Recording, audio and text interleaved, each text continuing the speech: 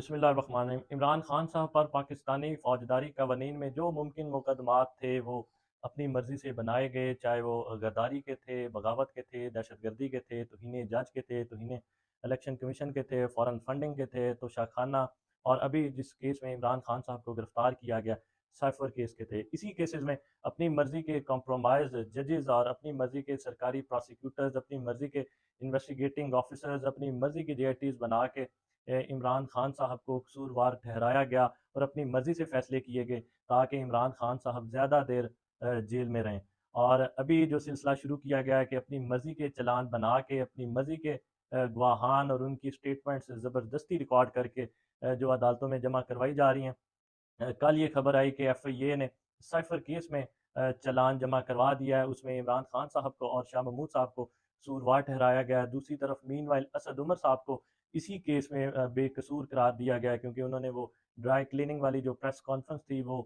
کر دی تھی، اسی لیے ان کو بے قصور قرار دیا گیا۔ اس جو خبر یہ آئی ہے کہ اس میں ٹوٹل 28 گواہان کے بیانات اٹیچ کیے گئے ہیں۔ ان 28 گواہان میں ایک تو انویسٹیگیٹنگ آفیسر ہیں، 27 گواہان میں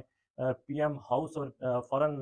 آفس کے ملازمین شامل ہیں، جن سے زبردستی سٹیٹمنٹس ریکارڈ کی گئی ہیں، اور قانون کے تقاضے کسی صورت بھی عمران خان صاحب کے اس سائفر کیس میں پورے نہیں کیے جا رہے۔ جو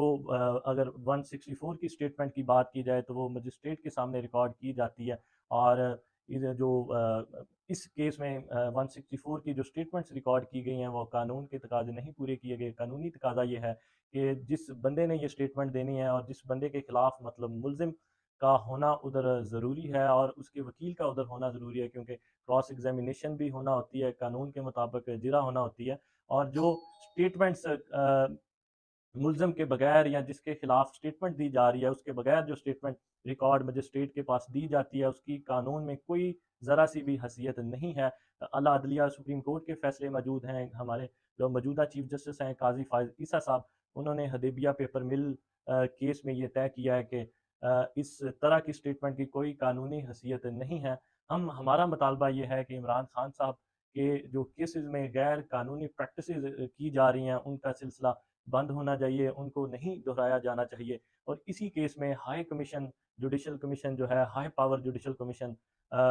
بنایا جانا چاہیے تاکہ عوام کو اس کے حقائق کا پتہ چلے۔ اسی سائفر کیس میں ہم یہ چاہتے ہیں